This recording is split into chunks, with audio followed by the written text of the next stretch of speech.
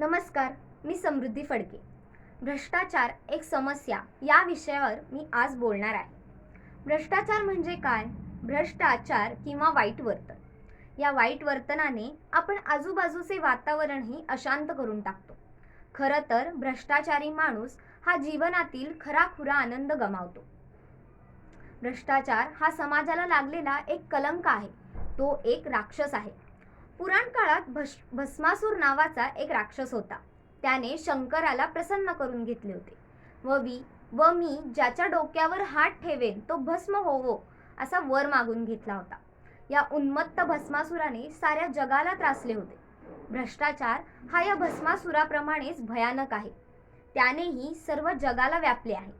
या भस्मासुराला भस्म करण्यासाठी जी नैतिक ताकद लागते ती आज आपल्या समाजात उरली नाही.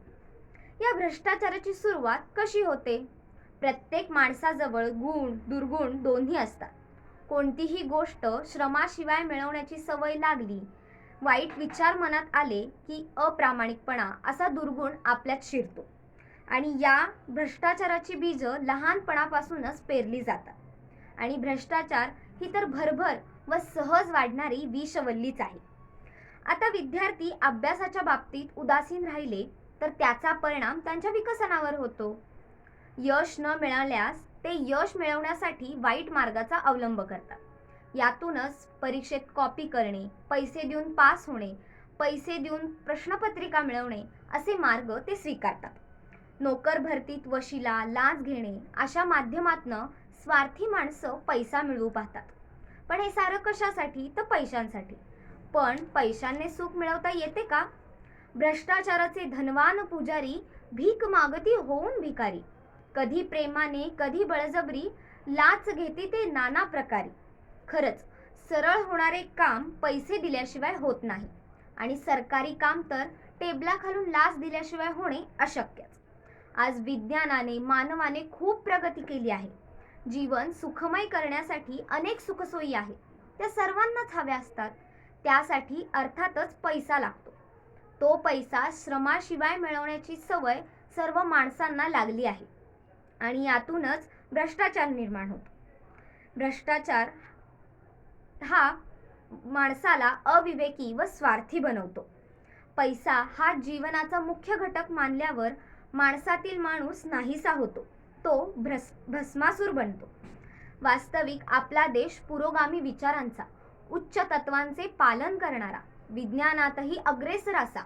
इथली माणसं शील, सदाचार, सद्विवेक बुद्धीची कास न सोडणारी. असं असताना भ्रष्टाचाराची कीड का लागावी? स्वर्गीय रवींद्रनाथ टागोर म्हणतात, भारत ही सांस्कृतिक समन्वयाची, सर्व धर्म संमेलनाची व मानवतेच्या एकीकरणाची पुण्यभूमी आहे. येथे अमंगळाला थारा नाही.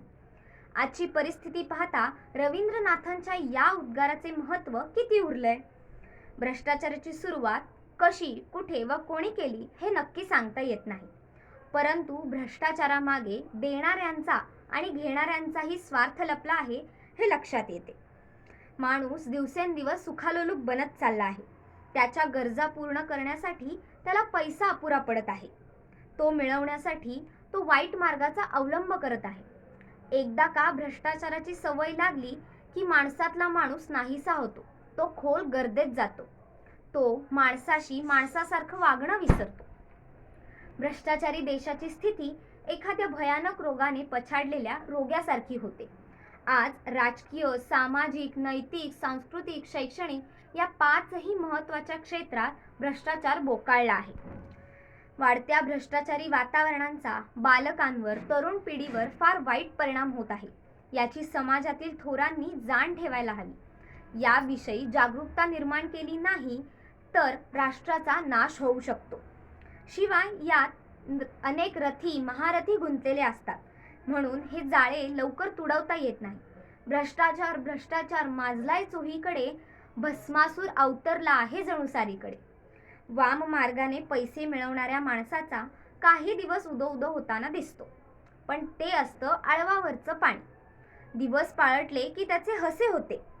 कधी ना कधी भ्रष्टाचारी माणूस उघडा पडतोच. चार चौघात त्याची अब्रू जाते. समाजात तोंड दाखवणे अवघड होते. सगळीकडे त्याची छी थू होते. अनीतीच्या मार्गाने जाणारा कोणताही माणूस आजवर कायमचा तरला नाही. मी तर म्हणेन, वाईट मार्गाचा अवलंब करणारा माणूस आपल्याबरोबर आपल्या देशाचे नावही खराब करतो. डॉक्टर सर्वपल्ली राधाकृष्णन म्हणतात, आमचा देश महान आहे, आमचा इतिहास महान आहे, मग आमचे कर्तव्य महान का नको? आज समाजातील प्रत्येक व्यक्तीने या राधाकृष्णन यांच्या वाक्याचा नक्कीच विचार करायला हवा. जिथे लाचलुचपत, चैनबाजी, कर्तव्यच्युती, अप्रामाणिकपणा वाढतो, तिथे शील, शिस्त, आज्ञाधारकपणा, कर्तव्य कर्म या सद्गुणांचा लोप होतो. अशा या भ्रष्टाचाराच्या भस्मासुराला आजच्या पिढीने गाडून टाकले पाहिजे. त्यांनी एकत्र येऊन आपल्या सत्यशक्तीचा वापर करून या भ्रष्टाचाराला दूर करून सुखी व शांत जीवनाची सुरुवात करून आपल्या देशाला प्रगतीपथावर नेले पाहिजे.